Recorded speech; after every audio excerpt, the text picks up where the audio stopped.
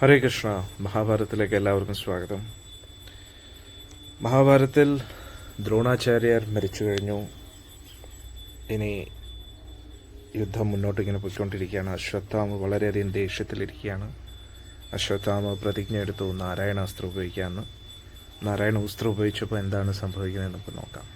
Okay, അതാണ് ഇന്നത്തെ മഹാഭാരതത്തിലെ അധ്യായം. ഓം നമോ ഭഗവതേ വാസുദേവായ. ഓം നമോ ഭഗവതേ വാസുദേവായ. ഓം നമോ ഭഗവതേ വാസുദേവായ. നാരായണം നമസ്കൃത്യം നരം ചൈവ നരോത്തമം ദേവീം സരസ്വതീം വ്യാസം തതോ ജയമുദീരയേ.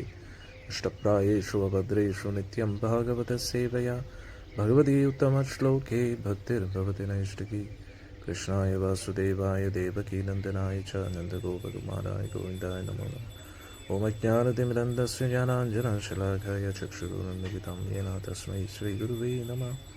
ശ്രീചൈതന്യമനോഭീഷ്ടം സ്ഥാപിതം യേന ഭൂതലേ സ്വയം രൂപഗദാമഹ്യം ദദാതി സ്വപദാന്തികം.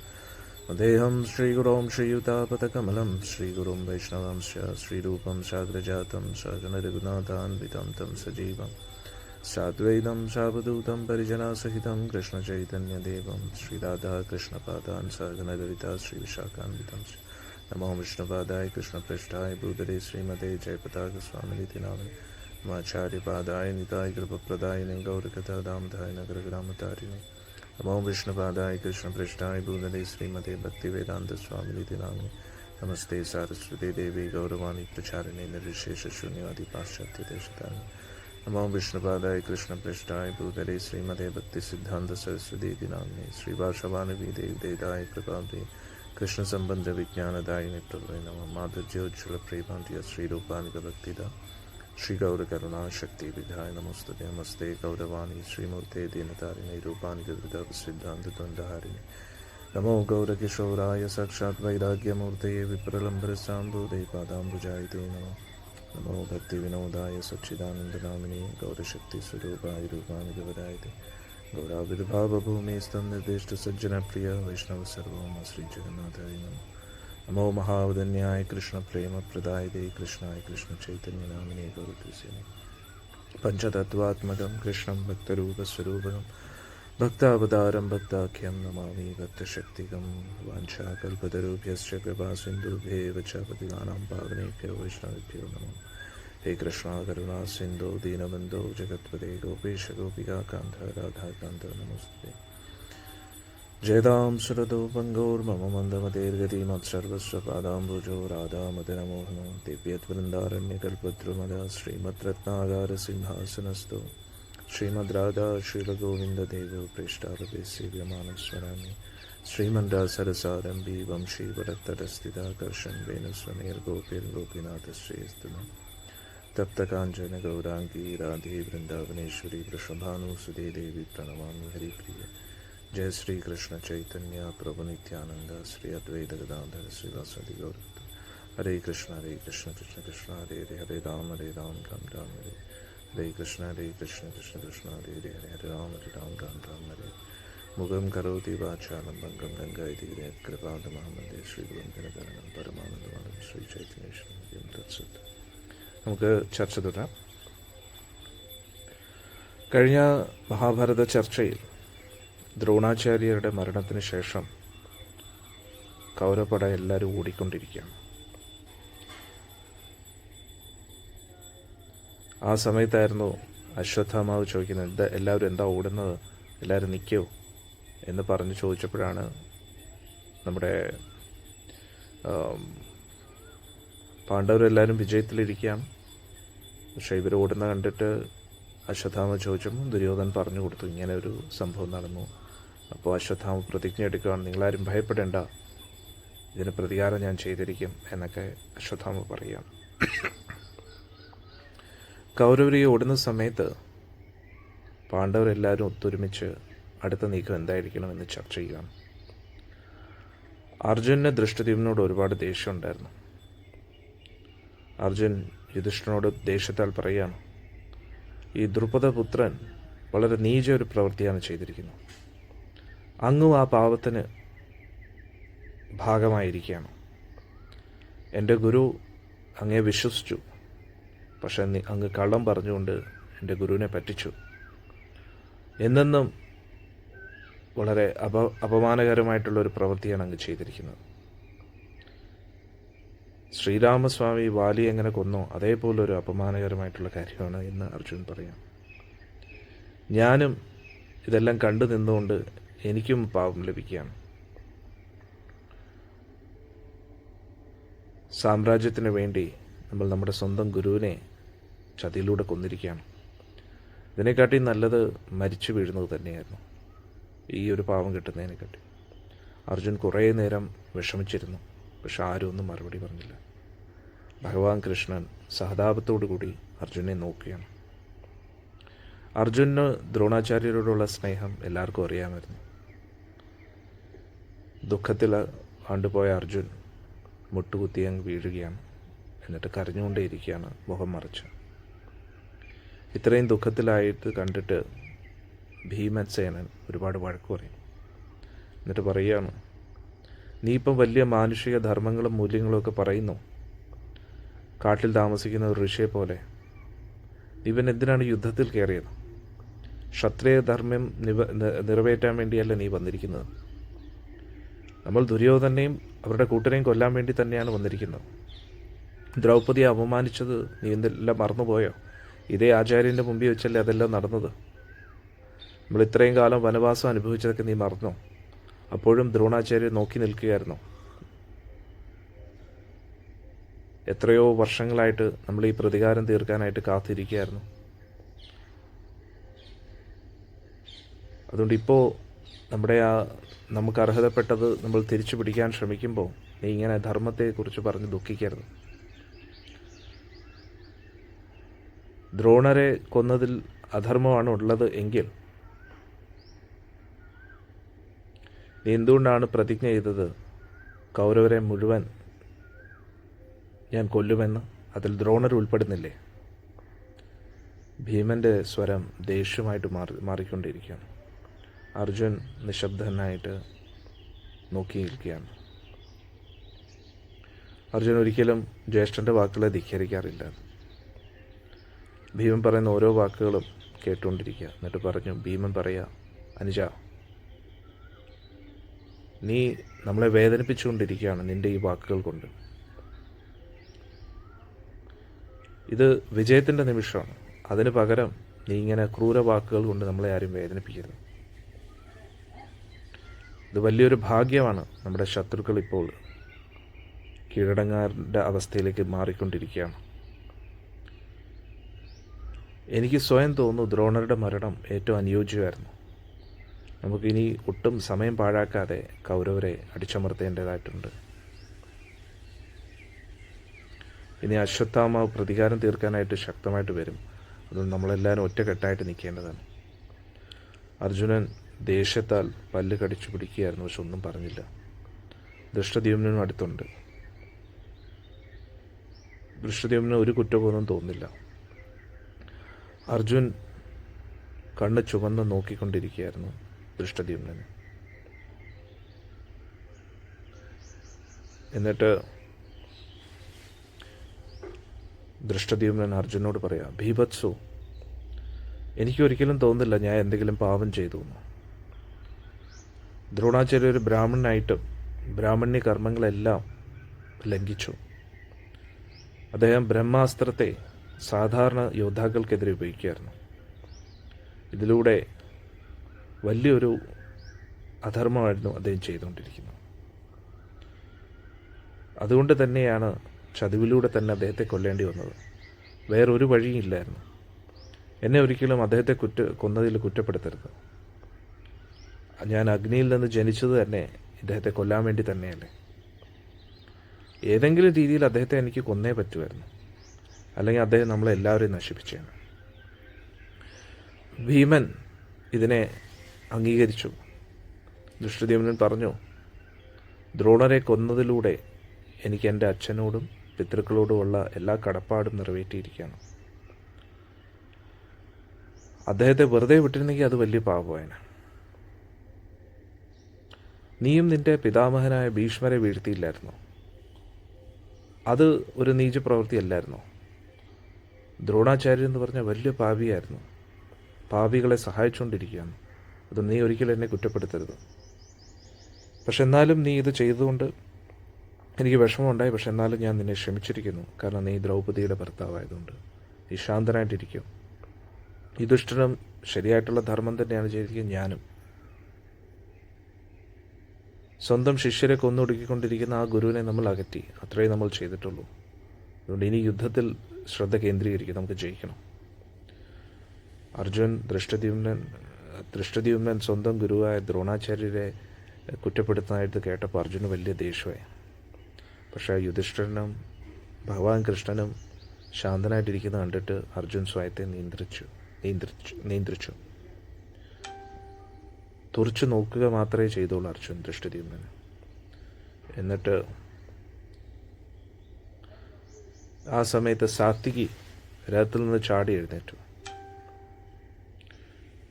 ദൃഷ്ടദ്യുമ്നൻ്റെ ഈ വാക്കുകളൊന്നും സഹിക്കാൻ പറ്റാതെ, കാരണം സാത്വികിക്ക് എപ്പോഴും അർജുൻ്റെ ഒരു ഭാഗത്ത് നിൽക്കാൻ എപ്പോഴും ഒരു സന്തോഷമാണ്. അതുകൊണ്ട് ദൃഷ്ടദ്യുമ്നൻ്റെ ഈ വാക്കുകൾ കേട്ടിട്ട് സാത്വികിക്ക് സഹിച്ചില്ല. എന്നിട്ട് പറഞ്ഞു, ഈ ഒരു പാപിയെ ഇവിടെ നിന്ന് അകറ്റാനായിട്ട് ആരുമില്ലേ എന്നുള്ള രീതിയിൽ സാത്വികി പറയുകയാണ്. നീ എത്ര നീചനാണ്, നിനക്ക് എങ്ങനെയാണ് ഈ വാക്കുകൾ ഉപയോഗിക്കാൻ കഴിയുന്നത്? ഇത് പറയുന്ന സമയത്ത് നിൻ്റെ ഗുരുവിനെക്കുറിച്ച് കുറ്റം പറയുമ്പോൾ നിൻ്റെ തല പൊട്ടിത്തെറിക്കാത്ത എന്തുകൊണ്ടാണ് എന്ന് ഞാൻ ഇങ്ങനെ അത്ഭുതത്തോടുകൂടി നോക്കി നിൽക്കുകയാണ്. അതുകൊണ്ട് എല്ലാ പുണ്യ വ്യക്തികളും നിന്നെ എപ്പോഴും അപമാനിക്കും. അവരുടെ അപമാനപാത്രമാകാൻ നീ അർഹനാണ്. നിന്നെ ലഭിച്ചതോടുകൂടി നിൻ്റെ കുലമേ അശുദ്ധമായി, എത്രയോ തലമുറകൾ നരകത്തിൽ പോകേണ്ടി വരും എന്നൊക്കെ പറഞ്ഞ് നീ അർജുനെ ഭീഷ്മരെ കൊല്ലുന്നതിൽ കുറ്റപ്പെടുത്തുകയാണ്. പക്ഷേ നിൻ്റെ സ്വന്തം സഹോദരനായ ശിഖണ്ഡിയാണ് ഭീഷ്മരുടെ മരണത്തിന് കാരണമായത്. ഒരു സംശയമില്ല, പാഞ്ചാല ദേശത്തുള്ള എല്ലാവരും പാപികളാണ് എന്നൊക്കെ. എന്നിട്ട് സാത്വികി ഗദ പിടിച്ചുയർത്തി ദൃഷ്ടദ്യുമ്നെ കുറ്റപ്പെടുത്തിക്കൊണ്ടിരുന്നു. ഇനി നീ എന്തെങ്കിലും പറയുകയാണെങ്കിൽ എൻ്റെ ഈ ഗദ ഉപയോഗിച്ച് നിൻ്റെ തല ഞാൻ തകർക്കുന്നതായിരിക്കും. നിന്നെ കാണുന്നതിലൂടെ തന്നെ നമുക്ക് പാപം ലഭിക്കുകയാണ്. എനിക്ക് എന്തെങ്കിലും ശക്തി ഉണ്ടെങ്കിൽ നിൻ്റെ ആയുധം കൊണ്ട് എന്നെ നേരിടുമെന്ന് പറഞ്ഞു. എൻ്റെ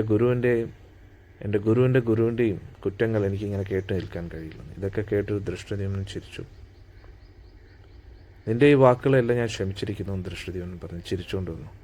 നീയാണ് ഏറ്റവും വലിയ പാപി ദൃഷ്ടദ്യുമ്നൻ പറയാം. നീ മറന്നുപോയോ? ഹരേ കൃഷ്ണ. അപ്പോൾ ദൃഷ്ടദ്യുമ്നൻ ചിരിച്ചിട്ട് പറഞ്ഞു, നീ ഭുരുശ്രവസനെയും ഇതേപോലെയല്ലേ കൊന്നത്? ഭുരുശ്രവസ് ധ്യാനനിമഗ്നായിട്ടിരിക്കുന്ന സമയത്ത് നീ അവൻ്റെ തല അറുത്തില്ലേ എന്ന് പറഞ്ഞു. അതുകൊണ്ട് നിന്നെപ്പോലെ ഒരു പാപി ഈ വാക്കുകൾ പറയുമ്പോൾ എനിക്ക് അത്ഭുതം തോന്നുന്നു. അതുകൊണ്ട് ഇനിയും ഇങ്ങനെ നീ സംസാരിച്ചുകൊണ്ടിരിക്കുകയാണെങ്കിൽ നിന്നെ ഞാൻ യമപുരിയിലേക്ക് അയക്കും എന്ന് ദൃഷ്ടദ്യുമ്നൻ പറയാം. പിന്നെ ദൃഷ്ടദ്യുമ്നൻ സാത്വികയെ ഓർമ്മിപ്പിച്ചു. കൗരവർ പറഞ്ഞ ഓരോരോ നീച വാക്കുകളും നീച പ്രവൃത്തികളും ഇതിനെയൊക്കെ ഓർമ്മിപ്പിച്ചു. പിന്നെ ഇതേ ദ്രോണാചാര്യർ തന്നെയായിരുന്നു അഭിമന്യുവിൻ്റെ മരണത്തിന് കാരണമായതും ചതിവിലൂടെ കൊന്നതും. അതുകൊണ്ട് ഇങ്ങനെയുള്ള അധർമ്മം നടക്കുമ്പോൾ അധർമ്മത്തിലൂടെ തന്നെ ചിലപ്പോൾ അവരെ കൊല്ലേണ്ടി വരും, അകറ്റേണ്ടി വരും എന്നൊക്കെ പറയാം. പിന്നെ ധർമ്മം ഉള്ളിടത്തെ വിജയമുണ്ടാവും എന്നൊക്കെ പറയുകയാണ്. അതുകൊണ്ട് കൗരവർക്കെതിരെ നമ്മൾ യുദ്ധം ചെയ്യണം. ഏതെങ്കിലും രീതിയിൽ അവരെ അകറ്റിയേ പറ്റൂ. ഇങ്ങനെയൊക്കെ പറഞ്ഞപ്പോൾ സാത്വികി വീണ്ടും ദേഷ്യം വന്നു, കണ്ണൊക്കെ ചുമന്നു. എന്നിട്ട് ഗദയും പിടിച്ചുകൊണ്ട് രഥത്തിൽ നിന്ന് ചാടി എഴുന്നേറ്റ് ദൃഷ്ടദ്യുമ്നെ അടിക്കാനായിട്ട് ഓടി വരികയാണ്. എന്നിട്ട് പറഞ്ഞു, ഇനി ഞാൻ എൻ്റെ വാക്കുകൾ നിനക്ക് വേണ്ടി പാഴാക്കി കളയില്ല, എൻ്റെ ഗദ ഉപയോഗിച്ച് നിന്നെ തകർക്കാൻ പോവുകയാണ്. ഉടൻ തന്നെ ഭഗവാൻ കൃഷ്ണൻ ഭീമന് നിർദ്ദേശം നൽകി. ഉടൻ തന്നെ ഭീമൻ ചാടി രഥത്തിൽ നിന്ന് ഓടി ഇവരുടെ രണ്ടുപേരുടെ ഇടയ്ക്ക് വന്നു. സാത്വികയും പിടിച്ച് പുറമോട്ട് മാറ്റി. എന്നിട്ട് ആ സമയത്ത് സഹദേവനും രഥത്തിൽ നിന്ന് ചാടി വരികയാണ്. എന്നിട്ട് പറഞ്ഞു, നിങ്ങൾ രണ്ടുപേരുമാണ് നമ്മുടെ ഏറ്റവും വലിയ സുഹൃത്തുക്കൾ. അതുകൊണ്ട് നിങ്ങൾ രണ്ടുപേരുടെയും വംശം നമുക്ക് ഏറ്റവും പ്രിയപ്പെട്ടതാണ്. അതുകൊണ്ട് സുഹൃത്തുക്കൾ തമ്മിലുള്ള ആ ക്ഷമ, സഹനശക്തി അതൊക്കെ ഓർക്കൂ. അതുകൊണ്ട് ഇത് വഴക്ക് കൂടാനുള്ള സമയമല്ല. ഇതൊക്കെ കേട്ടിട്ട് ദൃഷ്ടദ്യുമ്നൻ ചിരിച്ചു. എന്നിട്ട് പറഞ്ഞു, ഭീമ, സാത്വികയെ വിടൂ. ഞാനും അവനുമായിട്ട് യുദ്ധം ചെയ്യട്ടെ. അധികം ഞാൻ അവൻ്റെ യുദ്ധത്തിനുള്ള ആഗ്രഹങ്ങളെ ഉടൻ തന്നെ പൂർത്തീകരിക്കുന്നതായിരിക്കും. ഞാൻ ബാക്കിയുള്ള കൗരവരെയും അധികം താമസിക്കാതെ തന്നെ തകർക്കാൻ പോവുകയാണ്. അല്ലെങ്കിൽ അർജുൻ്റെ തന്നെ അത് ചെയ്യാം. ഇവൻ്റെ തല എന്തായാലും ഞാൻ അറക്കട്ടെ എന്ന് പറയാണ്. എന്നിട്ട് പറഞ്ഞു, അവൻ വിചാരിക്കുന്നത് ഞാനും പുരുഷവസാണ്, എൻ്റെ കൈയും ഇല്ലെന്നാണ് അവൻ വിചാരിക്കുന്നത്. അതുകൊണ്ട് അവനെ വിടൂ എന്നാണ് പറയുന്നത്. ഇതെല്ലാം കേട്ടിട്ട് സാത്വികയുടെ ദേഷ്യം ഇനിയും വർദ്ധിച്ചു എന്നുള്ളതാണ്. ഭീമൻ ഇങ്ങനെ പിടിച്ചു നിർത്തിയുമ്പോൾ സാത്വിക ഇങ്ങനെ വിറച്ചുകൊണ്ടിരിക്കുകയാണ്. എങ്ങനെയെങ്കിലും ഭീമൻ്റെ കയ്യിൽ നിന്ന് രക്ഷപ്പെടാൻ ആഗ്രഹിച്ചു. രക്ഷപ്പെട്ട്, അതായത് കൈ മാറ്റി ദൃഷ്ടദ്യുമ്നെ കൊല്ലാൻ ആഗ്രഹിക്കുകയാണ്. പക്ഷെ ഭീമൻ ഉറക്കെ പിടിച്ചു, ശക്തിയായിട്ട് പിടിച്ചു. എന്നിട്ട് ഭഗവാൻ കൃഷ്ണൻ രണ്ടുപേരെ ആശ്വസിപ്പിക്കുന്ന രീതിയിൽ സംസാരിച്ചു. യുധിഷ്ഠിരനും ആശ്വസിപ്പിച്ചു. അതിനുശേഷം രണ്ടുപേരും സംസാരിച്ചപ്പോൾ ഇരുവരുടെയും ദേഷ്യം അടങ്ങി. വീണ്ടും അവർ രഥത്തിൽ കയറുകയാണ്. അപ്പോഴേക്കും കൗരവരുടെ ഉത്സാഹത്തോടു കൂടിയുള്ള ആഹ്ലാദ പ്രകടനങ്ങളൊക്കെ കേൾക്കുകയാണ്. ഇത് കേട്ടിട്ട് അവർക്ക് എല്ലാവർക്കും വലിയ അത്ഭുതമായി. അവർ വിചാരിച്ചു, കൗരവരുടെ ഇടയിൽ ഇത്രയും ഉത്സാഹം എങ്ങനെ വന്നു? കാരണം ദ്രോണരുടെ മരണത്തിന് ശേഷം എല്ലാം തകർന്നിരുന്നു. അവരുടെ പ്രതീക്ഷകളെല്ലാം തകർന്ന് ഓടുകയായിരുന്നു. ഈ ശബ്ദമെല്ലാം കേട്ടിട്ട് അർജുൻ ചിരിച്ചുകൊണ്ട് പറയുകയാണ്, തീർച്ചയായിട്ടും അശ്വത്ഥാമാവ് കൗരവരെ എല്ലാം ഒന്നിപ്പിച്ചിരിക്കുകയാണ്. തീർച്ചയായിട്ടും അവൻ പ്രതികാരം ചെയ്യാനായിട്ട് വരികയാണ്. കാരണം അച്ഛൻ്റെ മരണം അവൻ ഒരിക്കലും സഹിക്കത്തില്ല. ദൃഷ്ടദ്യുമ്നന് ഇനി വലിയൊരു ആപത്ത് വരികയാണ്. അതുകൊണ്ട് എത്രയും പെട്ടെന്ന് നമ്മൾ യുദ്ധത്തിനായിട്ട് തയ്യാറാവണം എന്ന് അർജുൻ പറയാണ്. അപ്പോഴേക്കും പാണ്ഡവർ കൗരവർ സൈന്യത്തിൻ്റെ ശക്തമായിട്ടുള്ള വരവ് കണ്ടുകൊണ്ടിരിക്കുകയാണ്. അതുകൊണ്ട് തമ്മിലുള്ള അഭിപ്രായ വ്യത്യാസങ്ങളെയൊക്കെ മറന്നിട്ട് പാണ്ഡവരെല്ലാവരും അവരവരുടെ സ്ഥാനങ്ങളിൽ നിൽക്കാൻ തുടങ്ങി യുദ്ധത്തെ നേരിടാനായിട്ട്. അശ്വത്ഥാമാവിൻ്റെ ആ സ്വർണ്ണരഥം കണ്ടു. ഭീമനും നകുല സഹദേവന്മാരും ഒരു കൂട്ടം യോദ്ധാക്കളോട് അശ്വത്ഥാമാവിനെ തടയാൻ പറഞ്ഞു ദൃഷ്ടദ്യുമ്നൻ്റെ അടുത്ത് എത്തുന്നതിന് മുമ്പ്. ദ്രോണരുടെ മരണത്തിന് പ്രതികാരം ചെയ്യാനായിട്ട് എല്ലാവരും ശക്തമായിട്ട് വരികയാണ്. അപ്പോഴേക്കും സൂര്യൻ പടിഞ്ഞാറ് ദിക്കിലേക്ക് എത്താറായി. അശ്വത്ഥാമാവ് പ്രതിജ്ഞ എടുത്തിരുന്നു ദുര്യോധൻ്റെ മുമ്പിൽ, അതായത് ദൃഷ്ടദ്യുമ്നെയും പാഞ്ചാല സൈനികരെ എല്ലാവരെയും തകർക്കുമെന്നു. അതുകൊണ്ട് അശ്വത്ഥാമാവ് ഉടനെ തന്നെ നാരായണാസ്ത്രത്തെ സ്മരിച്ചു. ഏകദേശം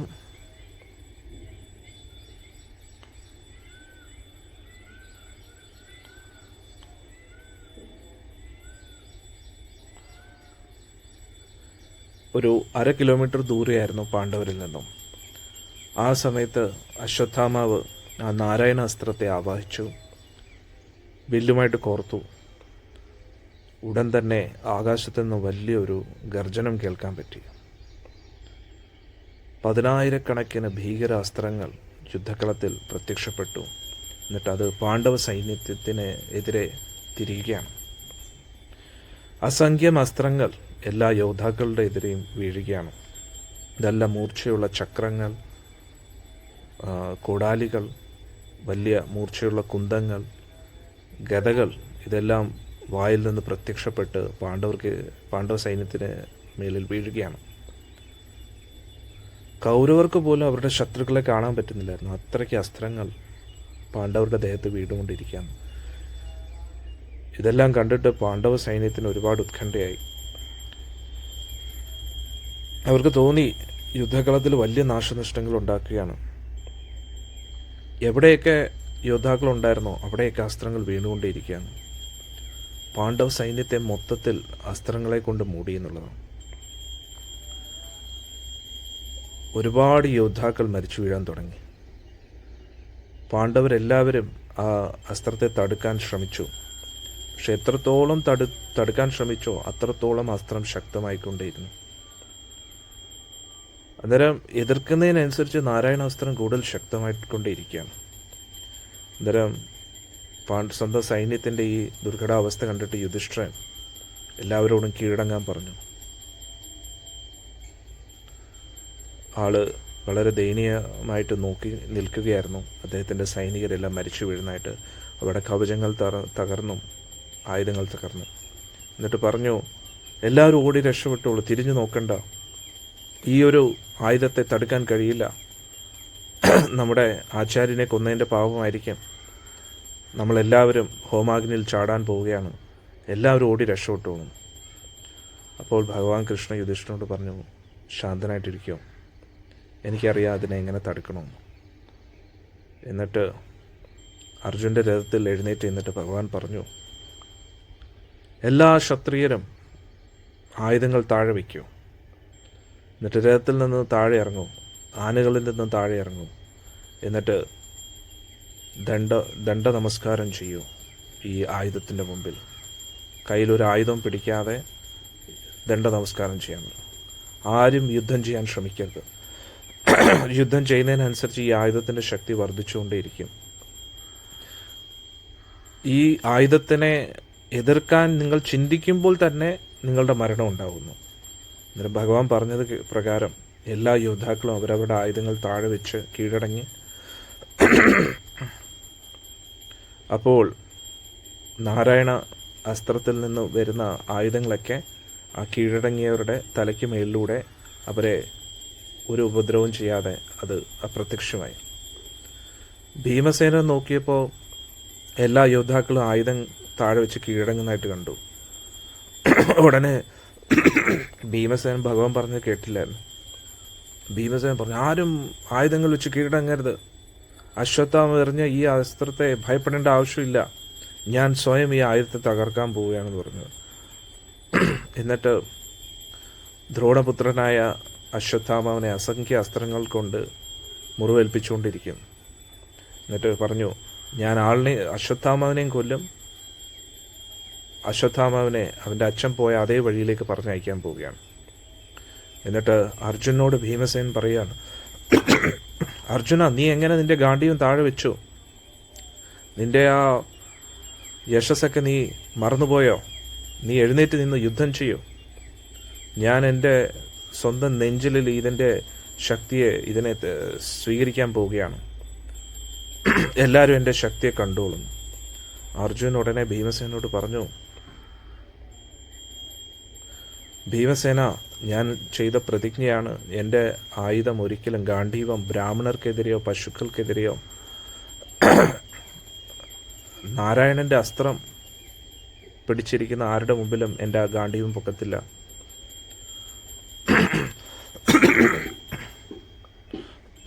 അതുകൊണ്ട് ഭീമസേന, അങ്ങും മാറി നിൽക്കൂ. നമ്മുടെ കൈ കൊണ്ടൊന്നും ഈ ഒരു അസ്ത്രം ഒതുങ്ങുന്നതല്ല. ഭീമസേന എത്ര പറഞ്ഞിട്ടും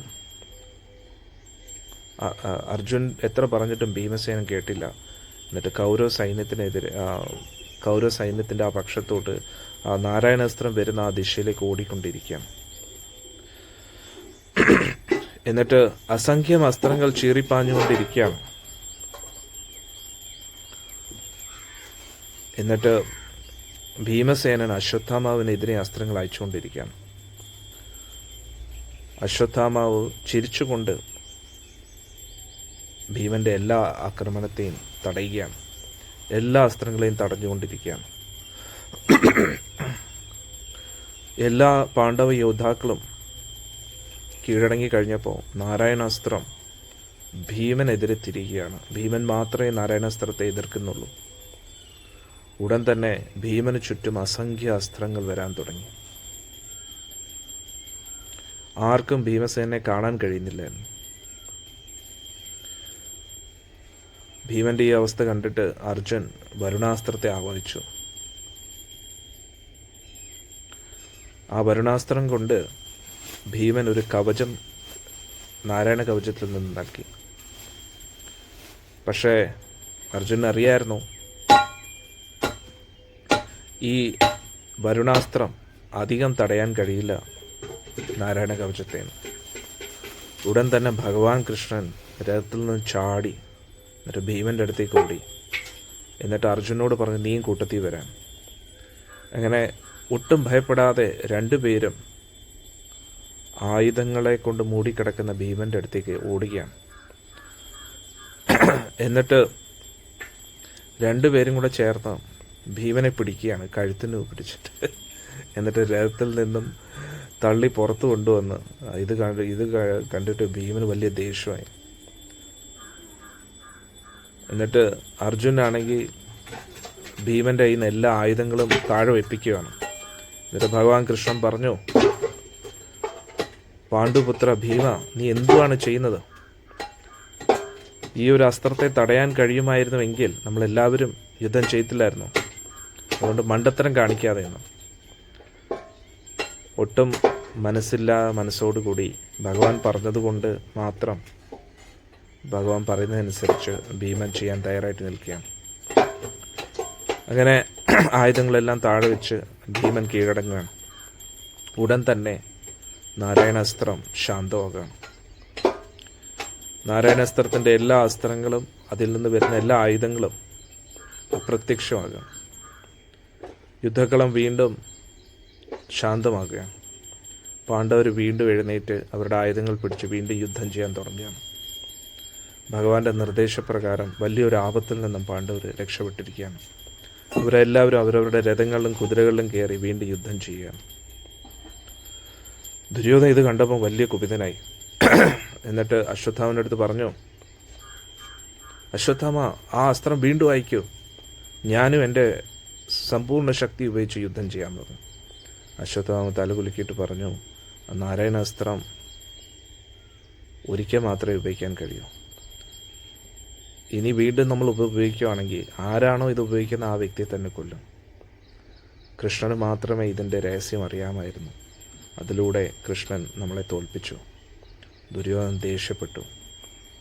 നിനക്ക് ആ കയ്യിലുള്ള ഏതെങ്കിലും അസ്ത്രം ഉപയോഗിക്കൂ. നിനക്ക് മഹാദേവനെ പോലെ ശക്തിയുണ്ട്. നീ ദ്രോണരുടെ പുത്രനാണ്. ഇവരെല്ലാവരും കൂടെ ചേർന്നാണ് നിൻ്റെ അച്ഛനെ കൊന്നത്. അശ്വത്ഥാമാവ് ദൃഷ്ടദ്യുമ്നെ അന്വേഷിച്ച് യുദ്ധത്തിലേക്ക് മുന്നോട്ട് പോവുകയാണ്. 1000 അസ്ത്രങ്ങൾ കൊണ്ട് ദൃഷ്ടദ്യുമ്നെ മൂടി. ദൃഷ്ടദ്യുമ്നെ സഹായിക്കാൻ വരുന്ന എല്ലാവരെയും തടഞ്ഞുകൊണ്ടേയിരുന്നു. ദൃഷ്ടദ്യുമ്നൻ്റെ സാരഥിയെ കൊന്നു, 4 കുതിരകളെ കൊന്നു, രഥത്തെയും തകർത്തു. ദൃഷ്ടദ്യുമ്നൻ രഥത്തിൽ നിന്ന് ചാടി അശ്വത്ഥാമാവിനെ ആക്രമിക്കാൻ തുടങ്ങി, വാളും പരിചയമായിട്ട്. സാത്വികി അടുത്ത് തന്നെ ഉണ്ടായിരുന്ന ദൃഷ്ടദ്യുമ്നൻ്റെ ഈ അവസ്ഥ കണ്ടു. ക്ഷത്രിയധർമ്മത്തെ ഓർത്തുകൊണ്ട് ദൃഷ്ടദ്യുമ്നെ സഹായിക്കാൻ വരികയാണ്. സാത്വികി അസംഖ്യം അസ്ത്രങ്ങൾ കൊണ്ട് അശ്വത്ഥാമാവിനെ മൂടി. എന്നിട്ട് ആ അസ്ത്രങ്ങൾ കൊണ്ട് തന്നെ കുതിരകളെയും കൊന്നു, സാരഥിയും കൊന്നു. ഉടൻ തന്നെ ദ്രോണരുടെ മകനായ അശ്വത്ഥാമ രഥത്തിൽ നിന്ന് ചാടി. അപ്പോഴും അസ്ത്രങ്ങൾ കൊണ്ടുകൊണ്ടേയിരിക്കുകയാണ്. കൃപാചാര്യർ അശ്വത്ഥാമനെ സഹായിക്കാൻ വരികയാണ്. എന്നിട്ട് സ്വന്തം രഥത്തിൽ കൊണ്ടുപോവുകയാണ്. ആ സമയം കൊണ്ട് കൃപാചാര്യരും കർണനും സാത്വികയും ദൃഷ്ടദ്യുമ്നെയും ബാക്കിയുള്ള പാണ്ഡവരെയും കൗരവരും തമ്മിൽ യുദ്ധം നടക്കുകയാണ്. അപ്പോഴേക്ക് അശ്വത്ഥാമാവ് പുതിയൊരു രഥത്തിൽ കയറി വീണ്ടും ദൃഷ്ടദ്യുമ്നൻ്റെ അടുത്തേക്ക് തിരികെയാണ്. ആ സമയത്ത് വീണ്ടും സാത്വികി അശ്വത്ഥാമാവിനെ സഹായിക്കാൻ വരികയാണ്. എന്നിട്ട് അശ്വത്ഥാമാവ് സാത്വികടുത്ത് പറയുകയാണ്, സാത്വികി, എനിക്ക് നന്നായിട്ട് അറിയാം നിനക്ക് ദൃഷ്ടദ്യുമ്നെ രക്ഷിക്കാനുള്ള വലിയ ആഗ്രഹമുണ്ടെന്നറിയാം. ഞാൻ ഇന്ന് പ്രതിജ്ഞ എടുക്കുന്നു, ഞാൻ പാഞ്ചാല ദേശത്തെ എല്ലാവരും ഇന്ന് കൊന്നിരിക്കും, പ്രത്യേകിച്ച് ഈ നീചനായ ദൃഷ്ടദ്യുമ്നെ. നീ അവരെ രക്ഷിക്കാൻ ശ്രമിക്കുകയാണെങ്കിൽ നീയും വധിക്കപ്പെടും, എല്ലാ പാണ്ഡവരും. എല്ലാ പാണ്ഡവ സൈനികരും, എന്നെ ആർക്കും തടയാൻ കഴിയില്ല. അശ്വത്ഥാമാവ് ഉടൻ തന്നെ സാത്വികയെ ഒരു കൂട്ടം അസ്ത്രങ്ങളാൽ മുറിവേൽപ്പിച്ചു. സാത്വിക നന്നായിട്ട് ബുദ്ധിമുട്ടുകയായിരുന്നു. അതിനുശേഷം അശ്വത്ഥാമാവ് നല്ല നീളമുള്ള ഒരു അസ്ത്രം എടുത്ത് പൂർണ്ണ ശക്തി ഉപയോഗിച്ച് സാത്വികയ്ക്ക് എതിരെ എറിഞ്ഞു. സാത്വികയുടെ കവചത്തെ അത് തുളച്ചുകൊണ്ട് സാത്വികയുടെ തോളിലേക്ക് ആഴത്തിൽ കുത്തിക്കയറുകയാണ്.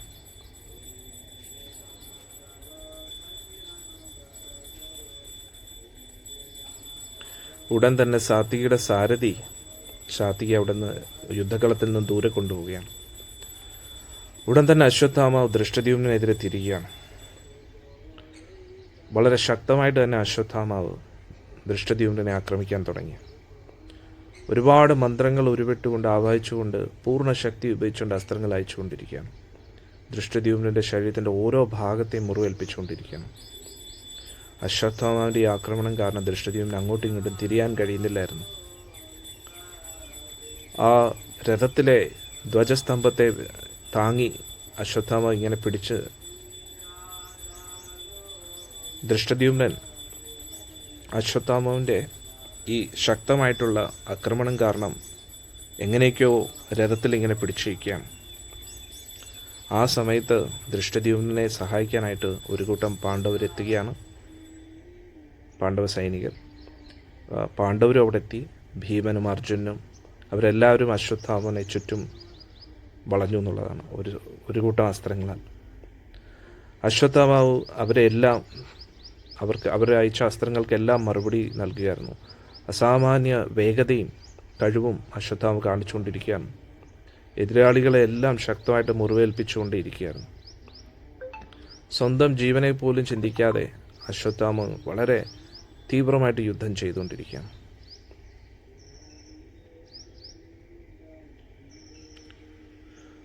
യുദ്ധം ചെയ്തുകൊണ്ടിരുന്നപ്പോൾ അച്ഛൻ്റെ മരണത്തെക്കുറിച്ച് മാത്രമായിരുന്നു അശ്വത്ഥാമാവ് ചിന്തിച്ചുകൊണ്ടിരുന്നത്. അതുകൊണ്ട് അശ്വത്ഥാമാവ് കൂടുതൽ ശക്തനായിക്കൊണ്ടേയിരുന്നു. പാണ്ഡവ യോദ്ധാക്കളെ തടയുന്നതിനോടൊപ്പം തന്നെ പാഞ്ചാല യോദ്ധാക്കളെയും കൊന്നൊടുക്കിക്കൊണ്ടിരിക്കുകയായിരുന്നു ദിവ്യാസ്ത്രങ്ങൾ ഉപയോഗിച്ച്. ഒരുപാട് രാജാക്കന്മാരും രാജകുമാരന്മാരും വധിക്കപ്പെട്ടു അശ്വത്ഥാമാവ് കാരണം.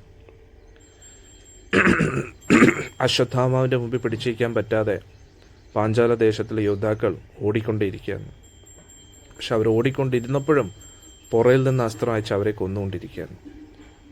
അർജുൻ ഉടനെ പറഞ്ഞു, ദ്രോണപുത്ര, സാധാരണ യോദ്ധാക്കളെ കൊല്ലുന്നത് നിർത്തൂ. നിന്റെ അഹങ്കാരത്തെ തീർക്കാൻ ഞാൻ ഇവിടെ നിൽപ്പുണ്ട് എന്ന് പറയുകയാണ്. നിന്റെ എല്ലാ ശക്തിയും ഉപയോഗിക്കൂ, നിന്റെ ആണത്വം കാണിക്കൂ. നിനക്ക് ധൃതരാഷ്ട്രപുത്രന്മാരോടുള്ള ആ സൗഹൃദം എല്ലാം നീ കാണിക്കൂ. എന്നിട്ട് നമ്മളോടുള്ള ശത്രുതയും അത് നീ കാണിക്കൂ. ദൃഷ്ടദ്യുമ്നും ഞാനും നിന്നെ തകർക്കാൻ പോവുകയാണ്. നിന്റെ അച്ഛനെ എന്തായാലും ദൃഷ്ടദ്യുമ്നെ കൊന്നിരിക്കുന്നു, ഇനി നിന്നെയും കൊല്ലുന്നതായിരിക്കും. അർജുൻ്റെ ഈ വാക്കുകൾ കേട്ടപ്പോൾ അശ്വത്ഥാമാവിന് ഒരുപാട് വിഷമമായി. ആ കുട്ടിക്കാലത്തെ സൗഹൃദത്തെക്കുറിച്ചൊക്കെ ചിന്തിക്കുകയായിരുന്നു ഗുരുകുലത്തിലെ. ഇവർ ഇനി മരണത്തിന് വേണ്ടി യുദ്ധം ചെയ്തുകൊണ്ടിരിക്കുകയാണ്. അശ്വത്ഥാമാവ് രൂക്ഷമായിട്ട് അർജുനെ നോക്കി എന്നിട്ട് അഗ്നേയാസ്ത്രത്തെ ആവാഹിക്കുകയാണ്. എന്നിട്ട് അഗ്നേയാസ്ത്രത്തെ ആവാഹിച്ചുകൊണ്ട് അത് അർജുനെതിരെ അയക്കുകയാണ്. ഉടൻ തന്നെ അസംഖ്യം അസ്ത്രങ്ങൾ ആകാശത്തിൽ നിന്നും വർഷിക്കാൻ തുടങ്ങി. അവിടെ മുഴുവൻ അർജുന് ചുറ്റും ഇരുട്ടായി. വലിയ കൊടുങ്കാറ്റ് വീശുന്ന പോലെ എല്ലാ ദിശകളിൽ നിന്നും ശക്തമായിട്ടുള്ള കൊടുങ്കാറ്റ് എല്ലാ യോദ്ധാക്കളെയും തകർത്തുകൊണ്ടിരിക്കുന്നു. ഒരു കൂട്ടം രാക്ഷസന്മാരും പിശാചുകളും ചെന്നായ്ക്കളും എല്ലാം ഭീകര മൃഗങ്ങളെല്ലാം അർജുനെ വളയുകയാണ്. മറ്റു പാണ്ഡവ യോദ്ധാക്കളെയും ബാക്കിയുള്ള പാണ്ഡവ യോദ്ധാക്കളെല്ലാം ഭയപ്പെട്ട് ഓടാൻ തുടങ്ങി. അസംഖ്യം അസ്ത്രങ്ങൾ അവരെ ആഴത്തിൽ മുറിവേൽപ്പിച്ചുകൊണ്ടിരിക്കുകയാണ്. ഒരേ സമയത്ത് പല ദിവ്യാസ്ത്രങ്ങളും ഒപ്പം തന്നെ അഗ്നേയാസ്ത്രം കൂടെ അയച്ചിരുന്നു. വലിയ നാശനഷ്ടങ്ങൾ ഉണ്ടാക്കിക്കൊണ്ടിരിക്കുകയാണ്. ഒരുപാട് യോദ്ധാക്കളും കുതിരകളും ആനകളും എല്ലാം മരിച്ചു വീഴുകയാണ്. അവരെല്ലാം ചാമ്പലായിപ്പോയി. പക്ഷെ അതേ സമയത്ത് അഗ്നി ഖാണ്ഡവപ്രസ്ഥത്തിൽ അർജുനനും ഭഗവാൻ കൃഷ്ണനുമായിരുന്നു അഗ്നിയെ സഹായിച്ചത്. അതുകൊണ്ട് അർജുനെയും ഭഗവാൻ കൃഷ്ണനെയും ഒന്നും ചെയ്തില്ല അഗ്നി. ഈ അഗ്നേയാസ്ത്രത്തിൻ്റെ തീവ്രത കണ്ടിട്ട് അർജുൻ ഉടൻ തന്നെ മനസ്സിൽ ബ്രഹ്മാസ്ത്രത്തെ ആവാഹിക്കുകയാണ്. ആ ബ്രഹ്മാസ്ത്രം ഉപയോഗിച്ച് ഈ അന്ധകാരത്തെ എല്ലാം നീക്കുകയാണ്. ആ ബ്രഹ്മാസ്ത്രം അഗ്നേയാസ്ത്രത്തെ നിർവീര്യമാക്കുകയാണ്. ഉടൻ തന്നെ ആകാശം വീണ്ടും പഴയതുപോലെ ആവുകയാണ്. പക്ഷെ ആ സമയത്തിനുള്ളിൽ 10,000-കണക്കിന് യോദ്ധാക്കൾ അവിടെ മരിച്ചു കിടക്കുകയാണ്. ഇതിൽ ആരുടെ ശരീരമാണെന്നൊന്നും തിരിച്ചറിയാൻ പറ്റാത്ത രീതിയിൽ എല്ലാവരുടെയും ശവങ്ങൾ ഭസ്മമായിക്കൊണ്ടേയിരിക്കുകയാണ്. അശ്വത്ഥാമന് വലിയ അത്ഭുതമായി അർജുൻ അഗ്നേയാസ്ത്രത്തെ തടഞ്ഞത് കണ്ടിട്ട്. എന്നിട്ട് അശ്വത്ഥാമാവ് ചിന്തിക്കുകയായിരുന്നു, എൻ്റെ അഗ്നേയാസ്ത്രത്തിൽ നിന്ന് അർജുൻ എങ്ങനെ രക്ഷപ്പെട്ടു? 10,000-കണക്കിന് യോദ്ധാക്കളാണ് മരിച്ചത്. പക്ഷെ കൃഷ്ണനും അർജുനും ഒന്നും സംഭവിച്ചിട്ടില്ല. നേരെ അവർക്കെതിരെ തന്നെയായിരുന്നു ഉപയോഗിച്ചത്, പക്ഷെ അവർക്കൊന്നും സംഭവിച്ചില്ല. ഇതോടുകൂടി അശ്വത്ഥാമാവിൻ്റെ എല്ലാ പ്രതീക്ഷകളും തകർന്നു. ആദ്യം നാരായണാസ്ത്രം, പിന്നെ അഗ്നേയാസ്ത്രം, രണ്ടും ഭഗവാൻ കൃഷ്ണനും അർജുനും കൂടെ നിർവീര്യമാക്കിയിരിക്കുകയാണ്. ഇങ്ങനെയുള്ള ശത്രുക്കളെ എങ്ങനെ തോൽപ്പിക്കാനാണ്?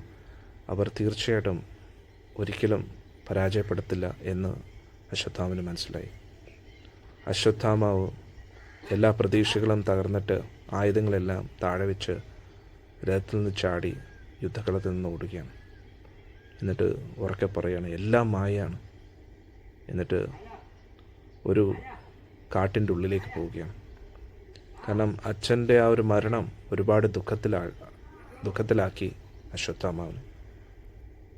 ഇനി എന്തായാലും ആ പ്രതികാരം ഒരിക്കലും തീർക്കാൻ കഴിയില്ല എന്ന് അശ്വത്ഥാമ ചിന്തിക്കുകയാണ്. കാരണം ഏറ്റവും വലിയ ശക്തമായിട്ടുള്ള അസ്ത്രങ്ങൾ പോലും പാണ്ഡവർക്കെതിരെ നിഷ്ഫലമാകുകയാണ്. എന്നിട്ട് ഇങ്ങനെയുള്ള യോദ്ധാക്കൾക്കെതിരെ യുദ്ധം ചെയ്തിട്ട് എന്ത് പ്രയോജനം? അങ്ങനെ പോകുന്നതിൻ്റെ ഇടയിൽ വ്യാസദേവനെ കാണുകയാണ്. ദ്രോണാചാര്യർ വ്യാസമഹർഷിയുടെ മുമ്പിൽ നമസ്കരിക്കുകയാണ്. എന്നിട്ട് ചോദിച്ചു, എന്തുകൊണ്ടാണ് അർജുനെതിരെ ഈ ദിവ്യാസ്ത്രങ്ങളൊക്കെ വിഫലമായത്? വ്യാസമഹർഷി പറഞ്ഞു, കൃഷ്ണൻ എന്ന് പറയുന്നത് സാക്ഷാൽ ഭഗവാനാണ്, സാക്ഷാൽ നാരായണനാണ്, വിഷ്ണുവാണ്. ഇതേ ഭഗവാൻ കൃഷ്ണൻ്റെ ഒരു ചെറിയൊരു അംശം മാത്രമാണ് ഈ പരിപാലനം ചെയ്യുന്ന വിഷ്ണു. അതുകൊണ്ട് കൃഷ്ണനെ ആർക്കെങ്കിലും നിയന്ത്രിക്കാൻ കഴിയുമോ? ഇനി കൃഷ്ണൻ സംരക്ഷിക്കുന്ന ആരെങ്കിലും നമുക്ക് എന്തെങ്കിലും ചെയ്യാൻ കഴിയുമോ? സാക്ഷാൽ മഹാദേവൻ പോലും ഭഗവാന്റെ ദാസനാണ്. സാക്ഷാൽ മഹാദേവനെ പോലും ഭഗവാൻ തോൽപ്പിച്ചിരിക്കുന്ന യുദ്ധത്തിൽ. ഇത് കേട്ടതോടുകൂടി അശ്വത്ഥാമാവിൻ്റെ ഉള്ളിൽ ഭഗവാനെക്കുറിച്ചുള്ള ഭക്തി വർദ്ധിച്ചു. അന്നേരം അശ്വത്ഥാമ ചിന്തിച്ചു, വ്യാസമഹർഷി പറഞ്ഞതെല്ലാം സത്യമാണെങ്കിൽ ഈ അസ്ത്രങ്ങൾ വിഫലമായതിൽ വലിയ അത്ഭുതമില്ല.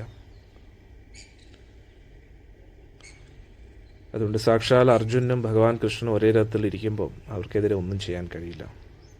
എല്ലാ പ്രതീക്ഷകളും തകർന്ന് ദുഃഖത്തിലാണ്ട് അശ്വത്ഥാമ മനസ്സിലായി, ഇതെല്ലാം വിധിയാണ്. വിധിയുടെ നിയന്ത്രണത്തിന് മുമ്പിൽ മനുഷ്യർക്കൊന്നും ചെയ്യാൻ കഴിയില്ല. വ്യാസമഹർഷിയുടെ വാക്കുകളിൽ നിന്നും അശ്വത്ഥാമാവിന് ഉറപ്പായി കൗരവരെന്തായാലും തോൽക്കും. പക്ഷെ എന്നാലും ഉള്ളിൽ വിചാരിച്ചു, എന്തായാലും വിധിയുടെ അന്തിമ തീരുമാനം എന്തായിരിക്കുമെന്ന് ആർക്കും അറിയില്ലല്ലോ. അശ്വത്ഥാമാവൻ വീണ്ടും വ്യാസമഹർഷിയുടെ മുമ്പിൽ നമസ്കരിച്ചിട്ട് വീണ്ടും യുദ്ധക്കളത്തിലേക്ക് തിരിയുകയാണ്. കാരണം ദുര്യോധനു വേണ്ടി യുദ്ധം ചെയ്യുക എന്നത് ക്ഷത്രിയ കർത്തവ്യമാണല്ലോ. പിന്നെ അച്ഛൻ്റെ മരണത്തിന് പ്രതികാരം ചെയ്യണം, ശത്രുക്കളെ കൊല്ലണം. യുദ്ധത്തെ എന്തായാലും വിട്ടുപോകാൻ കഴിയില്ല. അശ്വത്ഥാമ തിരിച്ചെത്തിയപ്പോഴത്തേക്കും സൂര്യൻ അസ്തമിക്കുകയായിരുന്നു. അങ്ങനെ യുദ്ധം അവസാനിക്കുകയായിരുന്നു. ഏകദേശം 2 ദിവസവും ഒരു രാത്രിയും തുടർച്ചയായിട്ട് യുദ്ധം നടന്നു. ദ്രോണരുടെ മരണം കാരണം കൗരവരെല്ലാവരും നിരാശരായിരിക്കുകയായിരുന്നു. പക്ഷെ പാണ്ഡവർ വളരെ ഉത്സാഹത്തോടുകൂടി സന്തോഷത്തോടുകൂടി എല്ലാവിധ വാദ്യോപകരണങ്ങളൊക്കെ വായിച്ചുകൊണ്ട് ഉത്സാഹത്തോടുകൂടി പോവുകയാണ്. പാണ്ഡവർ തിരിച്ച് ശിബിരത്തിലേക്ക് എത്തിയപ്പോൾ വ്യാസമഹർഷി അവിടെ എത്തിയതായിട്ട് കണ്ടു. അർജുൻ രഥത്തിൽ നിന്നിറങ്ങി ഋഷിയെ നമസ്കരിച്ചു. എന്നിട്ട് പറഞ്ഞു,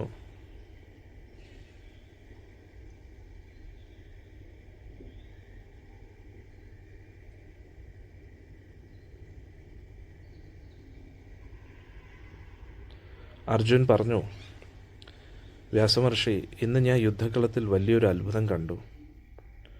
ആ അത്ഭുതം കണ്ടിട്ട് എനിക്കൊന്നും പറയാൻ കഴിയുന്നില്ല. ഞാൻ അസ്ത്രങ്ങൾ അയച്ചുകൊണ്ടിരുന്നപ്പോൾ ഞാൻ ഒരു പുരുഷനെ കണ്ടു, അഗ്നിയെപ്പോലെ ജ്വലിച്ചിരിക്കുന്ന ഒരു പുരുഷനെ. ആ പുരുഷൻ്റെ കയ്യിൽ ഒരു ത്രിശൂലം ഉണ്ടായിരുന്നു. ഏതൊക്കെ ദിശയിലേക്ക് അദ്ദേഹം തിരിയുന്നോ അവിടെയെല്ലാം എൻ്റെ ശത്രുക്കൾ മരിച്ചു ഭസ്മമായിക്കൊണ്ടേയിരിക്കുകയായിരുന്നു. ആ പുരുഷൻ ഒരിക്കലും ത്രിശൂലം എറിഞ്ഞിട്ടില്ല, ഒരു ആയുധങ്ങളും എറിഞ്ഞിട്ടില്ല. പക്ഷെ ആ വ്യക്തിയുടെ ശക്തി കൊണ്ട് മാത്രം എൻ്റെ ശത്രുക്കളെല്ലാം ഭസ്മമായിക്കൊണ്ടേയിരിക്കുകയായിരുന്നു. ആ വ്യക്തി ആരാണ് എന്ന് അർജുൻ ചോദിക്കാം. ഉടൻ തന്നെ അർജുൻ്റെ തലയിൽ കൈവച്ചിട്ട് പറഞ്ഞു, കുന്തിപുത്ര, നീ സാക്ഷാൽ ശങ്കരനെയാണ് കണ്ടത്, മഹാദേവന്. അദ്ദേഹത്തിന് നിന്നോടുള്ള സ്നേഹത്താലും ഭഗവാനോടുള്ള ആദരവ് കാരണവും ഭഗവാനോടുള്ള ഭക്തി കാരണം നിന്റെ രഥത്തിൻ്റെ ഏറ്റവും മുൻപന്തിയിൽ മഹാദേവൻ സ്വയം നിൽക്കുന്നുണ്ട്. അദ്ദേഹത്തിൻ്റെ ശക്തി കൊണ്ട് എല്ലാ ശത്രുക്കളെയും ഭസ്മമാക്കിക്കൊണ്ടിരിക്കുകയാണ്. ഈ ലോകത്തുള്ള ആർക്കും അദ്ദേഹത്തിന് മുമ്പിൽ പിടിച്ചു നിൽക്കാൻ കഴിയില്ല. അതുകൊണ്ട് വിശ്വാസത്തോടുകൂടി ധനഞ്ജയ മുന്നോട്ട് പോകും. സാക്ഷാൽ ജനാർദ്ദനൻ ആരുടെ പക്ഷത്താണോ ഉള്ളത് അവർക്ക് ജയം ഉറപ്പാണ്. പാണ്ഡവർക്ക് ജയം ഉറപ്പാണെന്ന് വ്യാസമഹർഷി ഒന്നും കൂടെ എല്ലാവരെയും അറിയിച്ചു. അങ്ങനെ എല്ലാവരും സന്തോഷിച്ച് ഇന്നത്തെ ദിവസം വിശ്രമിക്കുകയാണ്.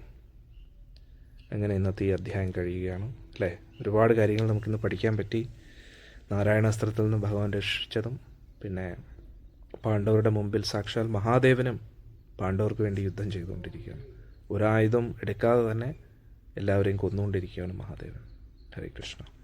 ഇത് നമുക്ക് അടുത്ത വീഡിയോയിൽ കാണാം. എല്ലാവർക്കും ഭഗവാന്റെ അനുഗ്രഹം ലഭിക്കട്ടെ എന്ന് പ്രാർത്ഥിക്കുന്നു. ഹരേ കൃഷ്ണ.